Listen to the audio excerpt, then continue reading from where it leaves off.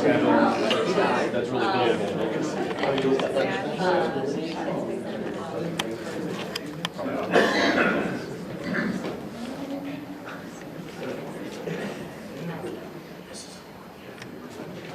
Well, good afternoon, everybody. Thanks for coming out today to attend our first Wetland Professionals Association forum of the 2019 winter season here, and wanted to introduce a co-worker of mine, Alison Hardwood. She works at WSB and Associates in our did work in our Minneapolis office, actually, now out of the Burnsville office, and is here today to present about Minnesota Wetland Permitting 101, including the different regulatory aspects and content that's required to successfully complete a wetland permit application here in the state of Minnesota under our regulatory programs. So please welcome Alison Hardwood. Okay, thank you, Sean. They tell me this is working, so this or not. So thank you guys for being patient. In theory, all the links that connect to the internet should work now. So today I'm just going to do a pretty somewhat general overview of the different regulatory bodies that govern wetlands in Minnesota, what the application requirements are, and then just some items that I've noticed as both an applicant and as a representative on the LGU side of items that are often missed in applications, so that you guys understand what those are, make sure you include them, and overall just make the application process go a lot smoother for everybody. So to start with, we'll just outline some of the objectives, which are to understand overall which agencies regulate wetlands, understand when a permit is needed, and then application requirements. And just, there are a lot of different exemptions and types of permits out there. I am not going to cover every single one. I'm going to cover the ones that are most commonly seen, at least in the metro area. So if you have specific questions about a particular exemption or a particular part of a permit, or a particular part of an application, I can try to answer the question, but you'll probably be better off going directly to whoever that regulatory authority is. So first of all, just a general overview of who regulates waters and specifically wetlands in Minnesota. So at the federal level, we have the Army Corps of Engineers, who regulate through Section 404 of the Clean Water Act, and then also some waters through Section 10 of the Rivers and Harbors Act. There's also the EPA, who administers via the Minnesota Pollution Control Agency, Section 401 of the Clean Water Act. At the state level, there's the DNR, obviously, who administer the Public Water Work Permit Program. And then at the local level, there's the Wetland Conservation Act, who's administered through Bowser, and the local government units. And then also there are some areas of the state that have watershed districts that also have, some of them have regulatory authority over their watersheds, some don't. So you have to just look at that particular watershed to determine whether or not they have authority or not. And then also one thing to keep in mind is that if you're working within the boundaries of a tribal reservation or on land that's owned in trust by a tribe, some of these agencies, particularly the state and local, don't necessarily apply. So you might only be working with the feds in those cases. And this is just a different overview of regulation. I think this comes from a Bowser document. So again, you have the federal level, the state level, and then the local level. So when you're looking at it by water body type, many times what we typically do is we look at whether or not it's a DNR public water to begin with. And so the DNR public waters are regulated below the ordinary high water level of basins. And so the ordinary high water level is determined by delineating the elevation that the highest water level that has been maintained or a sufficient period of time to leave evidence on the landscape, which is commonly the point where natural vegetation changes from predominantly aquatic to predominantly terrestrial. So it sounds a lot like a wetland delineation, except in the case of the DNR, not just anybody can go out and make that determination. The DNR has a team of surveyors that does those OHW determinations across the entire state. And so not all DNR public waters have OHWs established for them already, and if they don't, and the DNR determines that that elevation needs to be established, then they have to go through the process to establish that elevation in some form before they can tell you where their authority starts and ends. For DNR water courses, the ordinary high level is the elevation of the top of bank of the channel. And for reservoirs or flowages, it is the operating elevation of the normal summer pool. So that is how DNR authority is determined. And so in this case, your DNR authority would occur between the ordinary high water level. If there's any wetland above that level, that is under the jurisdiction, assuming that it's natural, it's under the jurisdiction of the Wetland Conservation Act. All of it is under the jurisdiction of the Corps of Engineers. And so again, quick overview, you have your Army Corps of Engineers, Department of Natural Resources, Wetland Conservation Act, which is both Bowser and your LGUs, the Watershed District, and then in some cases a pollution control agency if you need Section 401 certification.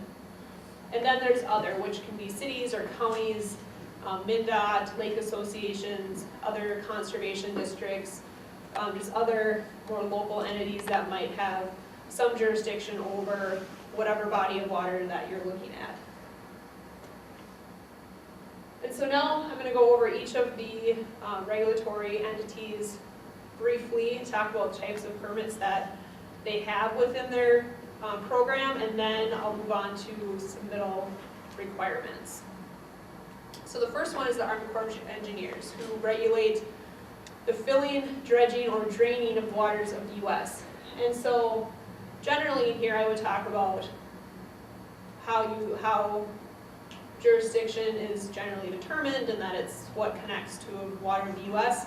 I'm not going to do that because that's been changing recently, and so I'm not as familiar with how they're making those determinations. I don't know if we have any Corps people in the audience today. But if you think that your water is isolated, it is not under the jurisdiction of the Corps, then you need to contact your Corps representative and have them make that determination for you for that particular project. But in terms of permits, they have 4 different types of permit vehicles. The first of which is a nationwide permit. So this type of permit is a general permit that authorizes certain activities across the entire country. It does not require an individual NEPA or National Environmental Policy Act document to be completed. There's currently 50 nationwide permits, although some are revoked in Minnesota, and they authorize a variety of activities such as mooring buoys, residential developments, utility lines, road crossings, mining activities, wetland and stream restoration activities, and commercial shellfish aquaculture activities. And the Corps typically suggests planning for a 60 to 90-day review process from the time that you've submitted a complete application or they've determined that your application is complete. They also have what's called the Regional General Permit, and so those authorize certain activities across the state. There is some of those activities do have non-reporting authorization available, so if you are able to determine that your project fits below those thresholds of that authorization, you don't have to have the Corps review your project for you. If there's any question about whether they fit within that threshold, then you need to submit to the Corps and have them review it and let you know. Again, the regional general permits do not require an individual NEPA document. They typically authorize less than a half acre of impact. The exception to that are transportation projects. Those are based off of whether the impacts are part of separate and complete projects, and they have some specific threshold criteria for that. Examples of different types of permits through the Regional General Permit Program are utility line discharges, minor discharges, which are less than 400 square feet, linear transportation projects, wildlife ponds, pipeline repair and maintenance, and beach sand blankets. And again, they recommend planning for about a 60 to 90 day review period on those. And then you get into your individual permit categories. So you have two, one being the letter of permission, which is an abbreviated individual permit, and that's required when impacts from your project exceed regional general permit or nationwide permit thresholds. These do require NEPA documentation, which is typically, if it hasn't already been completed by your project, is completed by the Army Corps of Engineers, and it does require a 10-day public posting. Because of that extra documentation and the extra public process that's involved, they recommend planning for a 4 to 12 month review process if your project requires a letter of permission. And then finally, they have their standard individual permits. And so those apply if your projects exceed all of the other thresholds. These again require a NEPA document, and they also require individual section 401 certification. So the other three types, the regional general permit, nationwide permits, and letters of permission, PCA has waived 401 certification to the Corps for those particular projects, with the exception of a few activities that they don't allow, such as blowing up bridges within the water. But generally speaking, they already include section 401 certification. Individual permits don't, so you have to go through the PCA and get individual 401 certification from them. Again, I mentioned it also requires the NEPA document, and these require a 30-day public comment period.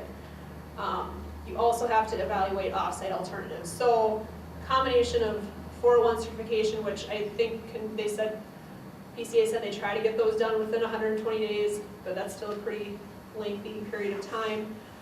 Between that, the NEPA document, the public process, they recommend planning for almost a year or two of coordination on those permits before you get an approval.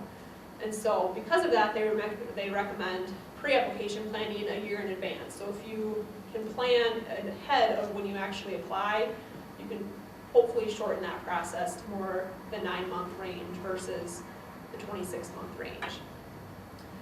So again, as I mentioned before, with the tribal work within tribal reservations, these particular Corps of Engineer permits don't apply if you're working within a tribal reservation. They have their own Corps of Engineer permits, and I think they might even have different ones depending on which tribe you're working in sometimes. So again, if you are working within the boundaries of a tribal reservation, just keep that in mind, that you might have some different application requirements. And so, as I mentioned, the Corps of Engineers, their planning process and their review timeline tends to be the most lengthy. Things that can cause time delays are, like I mentioned, the NEPA document. So if your project has already completed some of that NEPA documentation, if there's already been an EAW, which is not a NEPA document, but it does have some of that information included. If it has an EAW, if it has a federal EA or federal EIS completed already, include that documentation because that will speed up their process. The second section 401 certification can be a time delay. And then also if you have a project that changes plans frequently, that obviously can cause some time delays as well. The other one I mentioned were the Section 10 permits, and so these are required for work in, under, or over navigable waters of the U.S., or work that will affect the navigable capacity. And so Section 10 water bodies have been designated based on their past, present, or potential use for transportation for interstate commerce. There aren't a ton of waters that this applies to. There is a list that includes all of them within Minnesota. Some of them include the Minnesota River, the St. Croix, the Mississippi, and then for lakes, there's Lake Superior, obviously, the Mississippi headwaters, and then again, there are some other lakes and rivers. There's a list you can get off the Corps' website that includes all of that information. And if you need a Section 10 permit, you also might need to coordinate with the U.S. Coast Guard. And so keep that in mind. Again, these permits, Section 10 permits are not required on very many projects, but if you're working on a transportation project that involves some sort of river crossing, it'd be something you definitely want to look into. The next one we're going to take a quick look at is the Department of Natural Resources. So again, they regulate lakes, wetlands, and streams identified on the public water inventory maps, and they have jurisdiction below the ordinary high water of those water bodies. And so the DNR public water inventory maps, if you're not familiar with them, can be found on the DNR's website. And so they have some really old scanned paper maps that are difficult to read. They have newer GIS-based maps, but then most importantly, they have shape files for all of those water bodies. So if you have any question about whether the water that you're working on is regulated by the DNR, download the shape file, take a look, and then you can subsequently look up ordinary high water information on Lake Finder, or contact the area hydrologist for the county that you're working in. Permits from the DNR are required to construct, reconstruct, remove, abandon, transfer ownership of, or make any change in a reservoir, dam, or waterway obstruction to public water, or change or diminish the course, current, or cross-section of public waters entirely or partially within the state by any means. And so again, I mentioned, if you're not sure whether the water has an OHW, you can go ahead on Lake Finder. It is often a good way to look that up, especially if it's a lake that has a name. Or just contact your local, the area hydrologist for that county. Many of the public water wetlands do not have ordinary headwaters or OHWs established. So if that's the case, then the area hydrologist will make the determination of whether they think they need to establish some sort of elevation, or if they're just going to waive jurisdiction to whoever the local WACA authority is. So a few of the different types of permits through the DNR include the public water work permit. So these are general permits, or there are general permits within that permit vehicle. These are pre-issued permits that are issued either on a statewide or a county level, and there's 5 categories. There's emergency repair for public flood damages, multiple purposes that covers a few different things, bridge or culvert projects, dry hydrants, or bank shore protection or restoration. And as far as review timelines, they typically recommend, or they tell you to prepare for a 60-day decision, or decision within 60 days, and that comes after they determine that your application is complete. You'll get notified when they determine that through their MPAR system. And then there's also, for activities that don't fit within the general permit category, there's an individual permit. And if you have a project that impacts waters that requires an individual permit, you might need to mitigate for whatever those impacts are. And you might need to mitigate on site. It won't necessarily be like wetlands where you can buy credits. And again, the same here. They typically talk about a 60-day decision, review and decision period. What's a dry hydrant? I don't honestly know. That's just what they cover. I had to get one for that particular general permit category before. Dry hydrant is like a hydrant that's got a lead out into a water body, so like the fire department comes and hooks up to the hydrant and they pull water out of the lake. Pretty common in rural areas. Thank you. And then DNR also regulates water appropriation, so dewatering. Many times we see that through construction dewatering. It's required if the amount of water appropriated is going to exceed 10,000 gallons per day or 1 million gallons per year.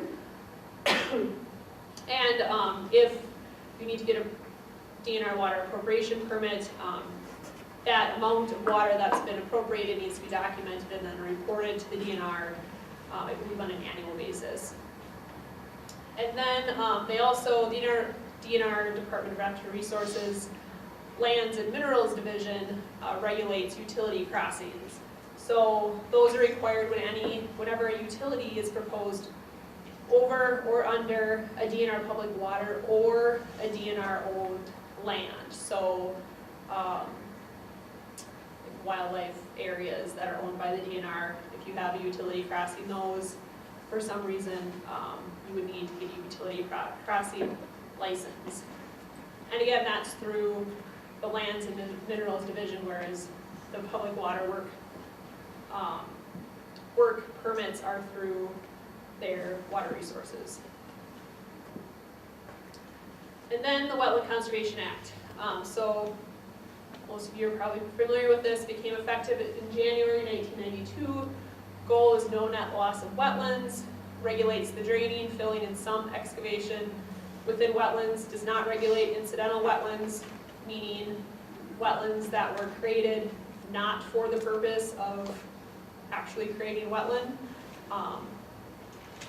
There's a few different types of impact approvals, replacement plans, exemptions, no losses, and then the Board of Water and Soil Resources also administers the local road replacement program through the Wetland Conservation Act for certain transportation projects. So replacement plans are required for projects that impact natural wetlands through filling, draining, or excavation. In order to get to the point where you can get a replacement plan approval, you first have to show that you've avoided wetlands, that you've minimized whatever impact is actually out there, and then provide a plan for replacing for the impacts that are still going to occur. Required replacement at a 2-to-1 ratio or 1-to-1 if you're in northeast Minnesota. Generally speaking, that covers what's required by the Corps of Engineers or DNR. As I mentioned before, sometimes the DNR will require on-site mitigation if you're, say, impacting a lake.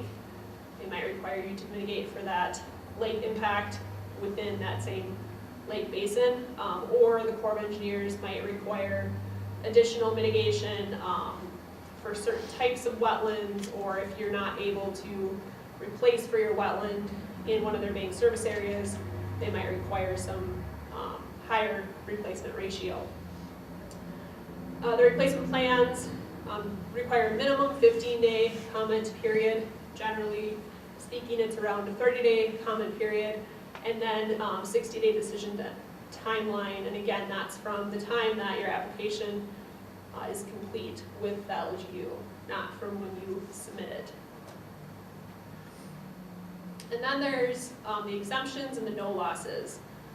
So some activities are exempt from requiring replacement, such as agricultural activities, maintenance of public drainage systems, utility installation or maintenance, de minimis, and then wildlife habitat is another one that is relatively common.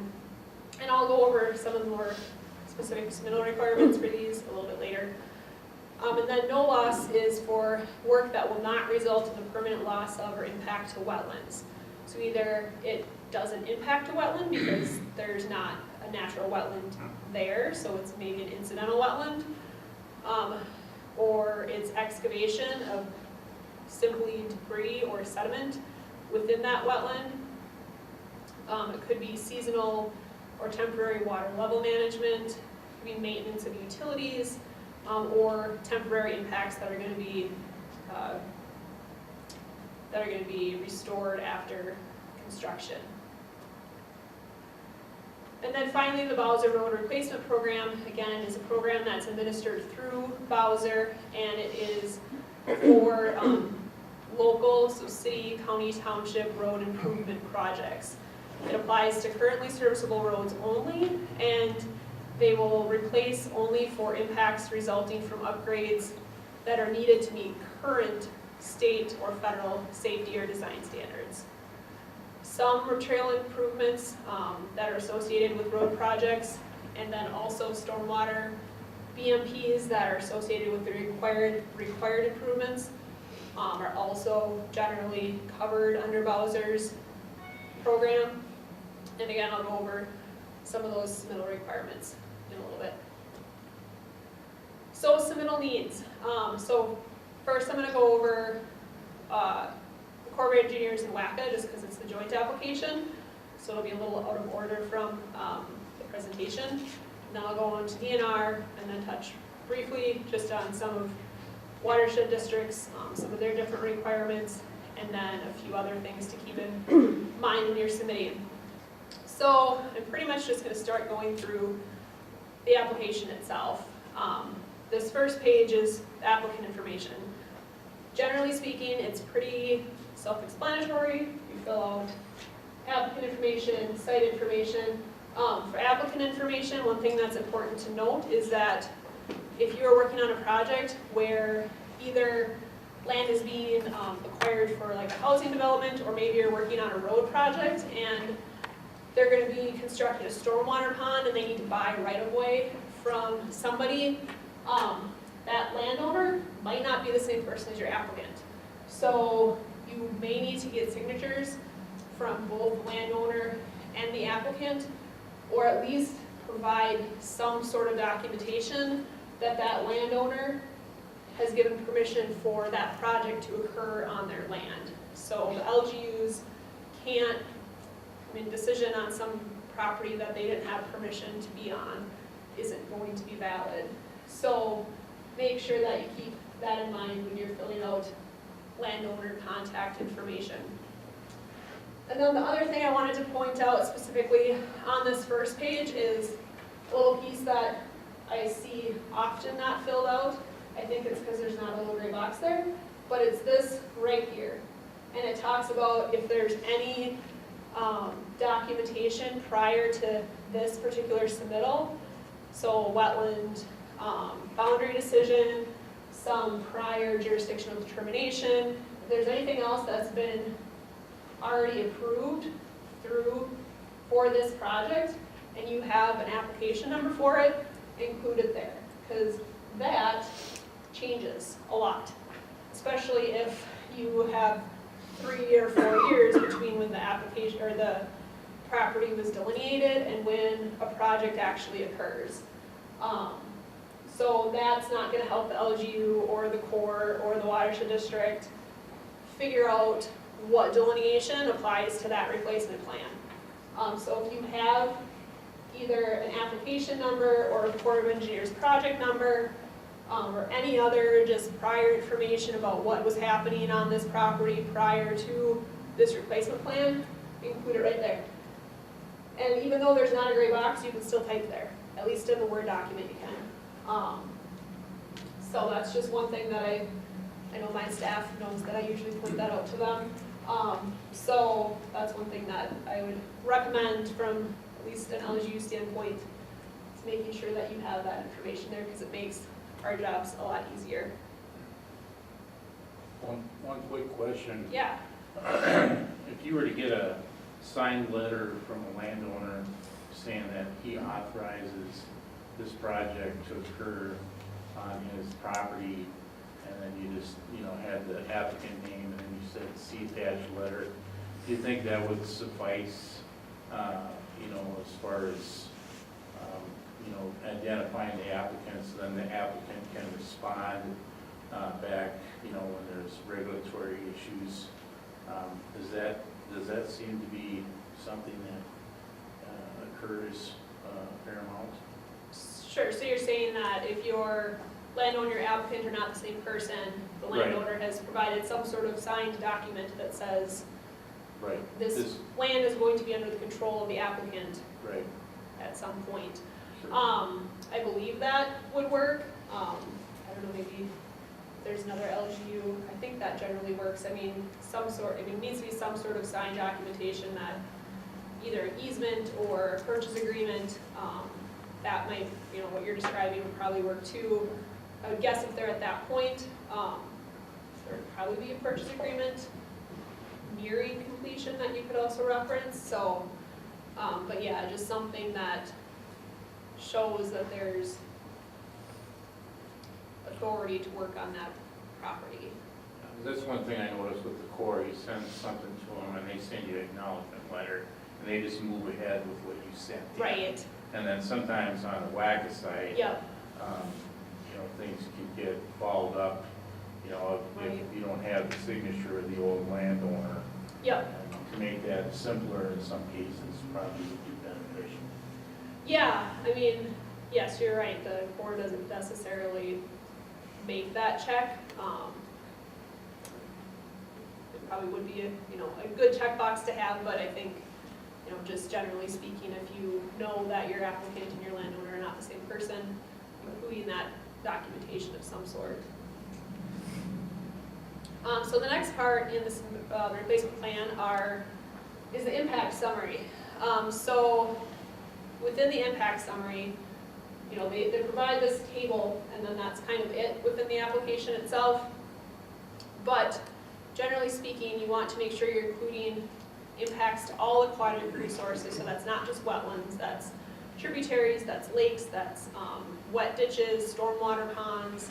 Even if you don't think that it's going to be regulated, still include it there. So if it's a stormwater pond and in your mind you're thinking, well, that's not regulated, I'm not going to include it as impact, still include it there, and then you can describe later in your application why that's not something that needs to be replaced. So include all your aquatic resources. Again, this is kind of all there is within the application for describing aquatic resource impacts. But if you can describe what the impacts to each wetland or aquatic resource is from, that's also very helpful. In general, just being very transparent in your application. So saying there's going to be 1/10 of an acre of wetland impact to basin 1 because they're widening the road 2 feet or something like that. Just so it's clear why the impacts are occurring versus just saying there's 3/4 of an acre of impact on this entire project, but there's 5 wetlands being impacted. It's just kind of answering those questions for the LGU and the Corps project manager and the watershed district before they have to ask them. Have a comment? Yeah. I really encourage people to use a separate line for type of impact, so don't say wetland number 1, drain, fill, excavate. Call them out, because not all programs regulate all of them, and different programs we need to parse those out, so a different row, I guess, for fill, drain, or excavate for each one. Oh, sure, yeah. Yeah, and then also splitting the impacts by facility, so if you have a road project and there's also a trail that's being constructed next to the roadway, but both of those facilities are impacting the same water body, if you can split that out and say this amount of impact is from the road project versus this amount of impact is from the trail portion, that's also helpful, especially if you get eventually to the point of bowser replacement, because they may or may not replace for that trail, and then it saves you time in the end of having to go back and have your engineers figure that split out. And then I'll talk a little bit more about impact exhibits later, but I also included, so again, this is what's in the application. This is something that we submitted for a roadway project, and so as you can see, it goes into a lot more detail than this. It's got all the same information plus a little bit more. So, it's got the aquatic resource ID here, which is split into the different wetland IDs, and then there's tributaries, ditches, stormwater ponds, some more ditches, the resource type, and then WACA status. So like down here, these were all ditches, so they were all incidental. And then it goes into road impact, fill road impacts, cut road impacts, fill trail impacts, cut trail impacts, and then temporary impacts. So it's really splitting that up so it's easy for the TEP and the Corps to review and understand where the impacts are coming from. And maybe, Sarma, that's kind of what you're talking about? Right. Okay.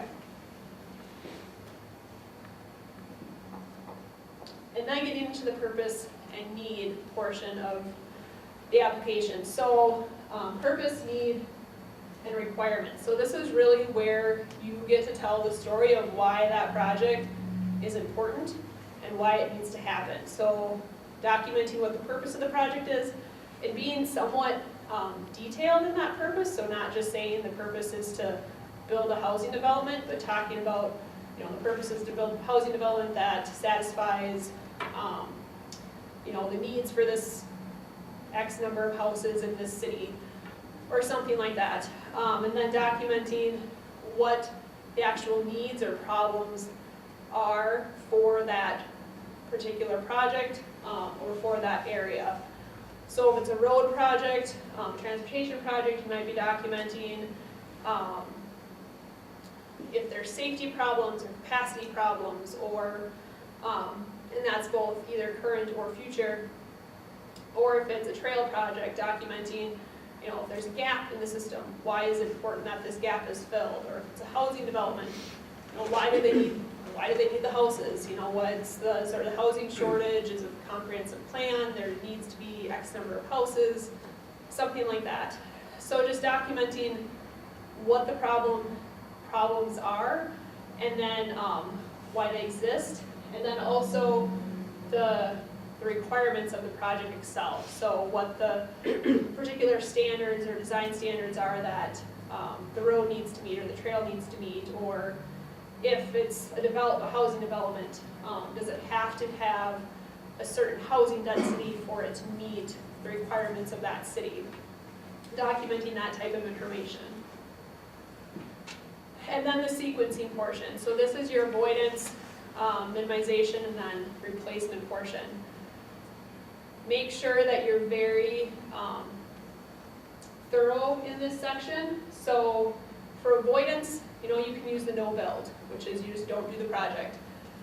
There's also a no impact alternative. So is there something you could do where you could still fulfill portions of the needs of that project, but still not impact wetlands? So for example, could you resurface the roadway, but just not widen it? That you would fix the road to a certain extent, but you wouldn't necessarily have to impact wetlands. Could you reconstruct the road, but not construct a trail adjacent to it? Could you remove a few homes from a development that are impacting a wetland? And if those options aren't feasible, then just document why. I often see a lot of, well, yeah, we looked at it, but it didn't work. Well, that's great, but we don't know that you looked at it. So we need to tell us that we looked at all of these different options and they didn't work. So I know in the application it says you're required to have two alternatives, one of which can be the no impact or no build alternative. But if you know that they've looked at additional alternatives, if they've looked at 4 different housing development configurations, talk about all of them. That way there's just no question for the TEP to eventually look at it and be like, oh, well, why didn't you just shift the houses this direction? And it's all in the application already. And again, it just saves time in the end for both you and your client. So alternative designs, again, talk about what they were and then why they're not feasible, why they won't fulfill the purpose or the needs of your project. And then after you've documented all the alternative designs or no build or no impact options, and you've determined what your preferred alternative is, talk about how that preferred alternative minimized impacts to the wetlands. And so again, don't just say impacts were minimized to the greatest extent possible. Explain how. Was it a road project and they went from 4-to-1 slopes to 3-to-1 slopes, or did they put in a retaining wall somewhere, or did they, make a housing pad slightly smaller than the average housing pad in that development to avoid a wetland? Just include all that information and document how that minimization was achieved.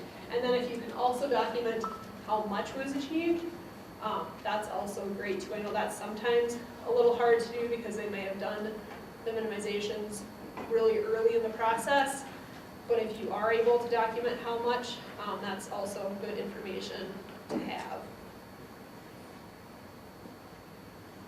And then remember, for the alternatives, when you submit, make sure you submit plans that show what those alternatives are. And if you can submit them on an aerial, that is ideal, versus just a plan sheet that has nothing behind it, because it is hard to get context of what the areas that you're looking at without an aerial if you've really never spent any time out there. So again, include exhibits for the alternatives, and if they can be on an aerial, that's even better. And then finally, the replacement portion of it, replacement portion of the replacement plan. So again, as I'm sure you all know, there's the two options. You can either go with banking or you can go with on-site mitigation. So in here, it's just documenting what your mitigation ratio is going to be, if you're going with banking, how your bank fits within the siting requirements, or if it doesn't, why you couldn't find a bank that fits the siting requirements. Remember, there might be some local requirements that you have to meet, so some cities or counties or watersheds might require mitigation stay within their city or county or watershed, or they might require different replacement ratios for different types of wetlands. So make sure that you are aware of what those local requirements are and are meeting those. And then when you get down to actually identifying the bank, having some sort of proof that you have contacted them and they have credits available more than just the Bowser or Core website, but that they have the credits available and they're willing to sell them to you. So that could maybe be an email, it could be a purchase agreement, or it could be a withdrawal form that's been filled out with all of that information. And then if you're going with on-site mitigation, which is not a preferred method, but some clients still really like to do on-site mitigation, first of all, make sure that if your client wants to do on-site mitigation, that they really understand what it entails, and they understand the documentation and the follow-up and the length of time that they are going to need to stay involved with that project to make sure that the mitigation plan goes through and is successful. If you are going the on-site mitigation route, make sure you have a clear mitigation plan then that has clear performance standards developed that can be measured on an annual basis. Make sure you have financial assurances identified, and then once you get to the construction phase, that you are making sure that you complete your construction documentation. So don't forget to have the site inspected and certified following construction, and then keep the LGU and the Corps of Engineers, if both are involved, updated on how the process is going. You know, if the construction is delayed, let them know about that. As soon as that construction is complete, get them out on site to do the inspection and get going on the mitigation plan. Very often, I think the LGUs and the Corps have to request updates from the landowners, so it's nice when you just get them and not have to try follow up constantly. So those were the replacement plan portions of the application. And then there's also the attachment B, which is either the no loss or exemption or activities not required in mitigation. So for no loss, again, the ones that we use quite often are sediment removal, incidental wetlands, and temporary impacts. For sediment removal, note that there's actually two sediment removal no loss criteria. One applies to natural wetlands, and then one applies to wetlands that are utilized currently as stormwater management basins. So just keep that in mind when you're picking a no loss criteria to apply. So if you're using, for example, sediment removal, documenting how the sediment area or depth of sediment that needs to be removed was actually determined is something that needs to be included in the application. If you're working through an incidental determination, providing documentation of how that was determined, so maybe historic aerial photos or as-built, if it was like, say, a stormwater pond in an upland area, providing those as-built that show that this was built in an upland area. That's good information to have. And then if it's a no loss based on the fact that they're going to be temporary impacts, then documenting what the duration of that impact is going to be, and then how the area is going to be restored after the impacts are done. And then another key thing to keep in mind is that excavation is allowed in type 1, 36, and 7 wetlands to a certain depth. So that type of impact would also qualify under no loss.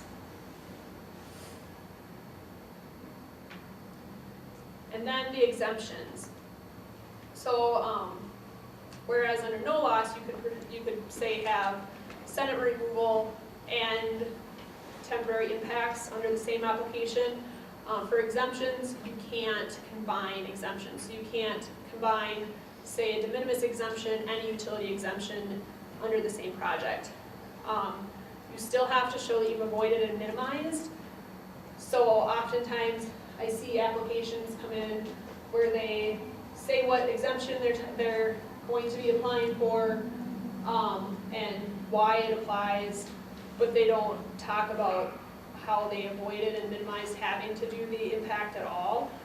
So that type of information should still be included in here. Even though it's not technically a required part of the applications, I still many times fill out attachment C, which is the sequencing portion, so that that minimization and avoidance portion is included. I mean, you can include it right there too, but just making sure that you have some sort of documentation that you avoided and minimized. Some of the common exemptions that I see or that we use most often are the drainage exemption, the utilities, the de minimis, and then I've also seen wildlife habitat a few times. Although for that one, it does require specific design elements and objectives, and so there's guidance on Bowser's website about how you can use the wildlife habitat exemption correctly. And then just some other general considerations. So depending on how long you've been doing permitting, there used to be a different application that asked for a lot of this information. And then when they updated it, somehow it got dropped, but you still get asked for it quite often. So this is just information that we like to include in our applications so that we know that everything that the Corps, hopefully everything that the Corps or the LGU or the watershed district might ask about is covered. So that includes information about threatened endangered species, if it's known.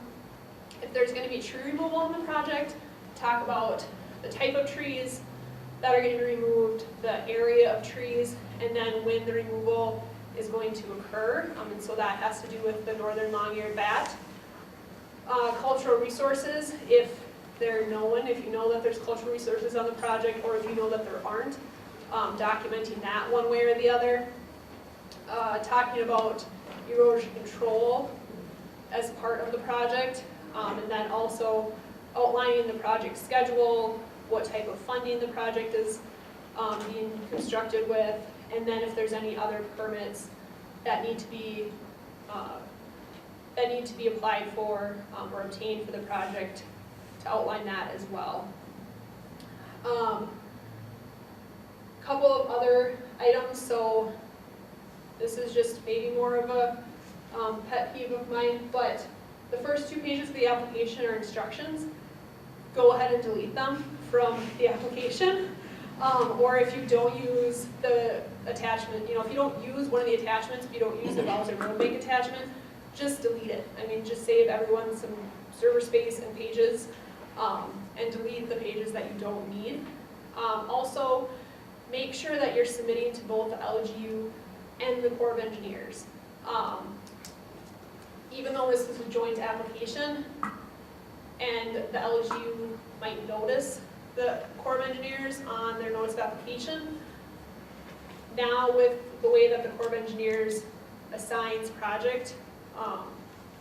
their project managers, I don't know if they actually get the notice of applications or if they really look at them. So don't rely on the LGU to get that application to the Corps of Engineers. Make sure that you're submitting it yourself.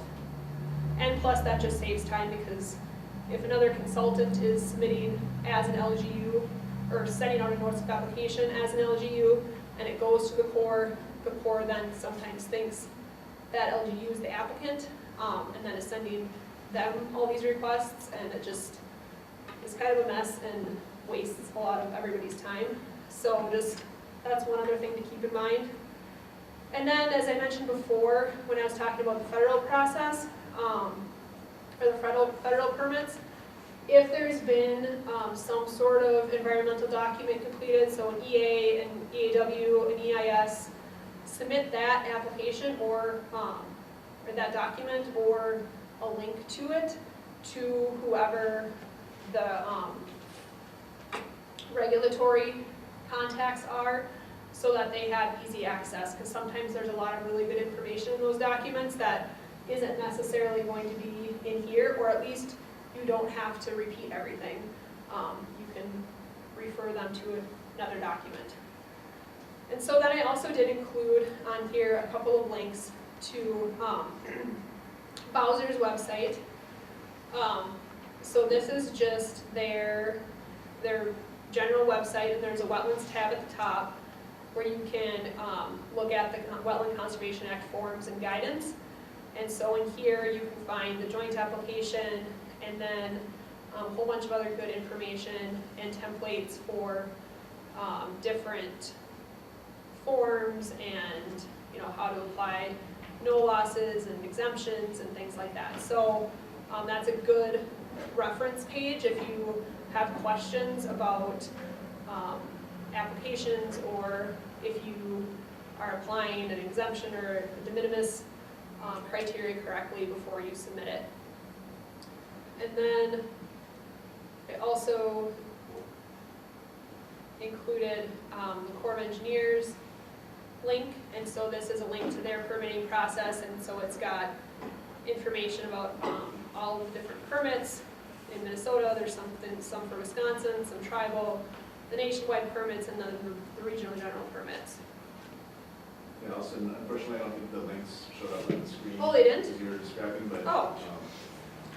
But I think, if you went on Google and just did Okay, a keyword well, search of sorry. Bowser wetlands page, the wetlands page would pop up, and like Alison was describing, there's a lot of resources on there that have all the forms and instructions and so Yeah. forth on all those resources that you would want when you're preparing a wetland replacement plan application or any other type of wetland permit forms and LGU forms and so forth. So Yep, okay. if you haven't heard of that, go ahead and feel free to check that out at your convenience online under Bowser Wetlands page, and then the Army Corps of Engineers St. Paul District has their regulatory page, and I think it's just permits. Yep, permit information. Yep. Okay. And then the other backup portion I wanted to talk about was the Bowser Road Bank. So again, this is administered through Bowser. It allows Bowser to cover for replacement requirements that occur because of projects that essentially bring a roadway up to safety or design standards. So this is the attachment E of the application. If you're filling this out, some of the important things to remember is to make sure that you're justifying the needs of the project really well, whether those needs are safety, capacity-based, if there are design deficiencies, and then also keeping in mind that they need to be based on current volumes and current standards. So, for example, the design requirements for a roadway with a traffic volume of 4,000 ADT are much different than those for traffic volumes of 15,000 ADT. So if your roadway currently has an ADT of 4,000 and they want to construct it because they have some future capacity that they're anticipating, and so they want to bring it up to a capacity of 10,000, that's fine. I mean, they could probably justify that. Bowser won't replace for it. They're only going to replace for anything that's required to meet current needs on that roadway. So both justifying the needs and then documenting the problem. So is there a crash problem? Prove that there's a crash problem. Show everyone the crash data, show how it compares to statewide averages. If the roadway is designed deficiently for the amount of traffic volume that's on it, then document what that traffic volume is, and you can get that from, MnDOT has a interactive website that you can get that information on for, I would say, I don't think I've found a road that it didn't have that information for. So document that. You document what the existing design dimensions are for the road, and then what the requirements are for that particular volume. Put that in a table is a really easy way to do it. So you have your existing proposed, or existing, required, and then what the proposed are. And then if it's a project that involves a bridge, including those bridge inventory reports is also a really good form of documentation. So again, clearly documenting the needs or the problems of that roadway, and remembering that if some of the impacts won't qualify, then separate those impacts out of the ones that will, and then describing what the differences are. So again, you might have roadway improvements that are covered, but you might also construction and trail, and those impacts may not be covered. So examples of projects that do qualify for Bowser Road Bank would be an intersection improvement when crashes are higher than average for that intersection, expanding from 2 to 4 lanes when the current traffic volumes are greater than 15,000, stormwater needs that are required due to qualifying road projects, trail relocation due to a qualifying road projects, and sometimes filling gaps in an existing trail network when it's associated with a qualifying road project. And that depends sometimes on the location and the length of that gap, but sometimes that will be covered. Projects that do not qualify, new roads don't qualify. Turn lane construction to a new housing development that is proposed. Additional lanes when the future traffic volumes are projected to be over 15,000. That doesn't qualify. Trails to nowhere don't qualify. Trails that are not associated to with a qualifying road project. Stormwater needs that are required but are not associated to the qualifying road project. And then shoulder widening that is beyond what the design standard for that roadway, what those needs are. So maybe they want to add an extra 2 feet on the edge of each road just for safety reasons, or they want to provide a little bit of space for pedestrians or something. Again, that's fantastic. Bowser's probably not going to cover it. So that covers a brief overview of Bowser Road Bank program. Yeah. We just have an interesting case right now where on a development, the city wants a through street, and we can get by just fine with a cul-de-sac. And so we're saying, well, why are we responsible for these wetland impacts when we don't have to have the street? There isn't anything other than pretty much the city would like to have the street go through. Sure. There isn't even a safety thing really. Sure. With fire trucks, so. So it sounds like it wouldn't qualify for Bowser Road Bank because it's a brand new road. Right. That sounds more like an issue of who pays for the replacement. Right. Versus whether or not it qualifies for something. Right, and that's kind of the conundrum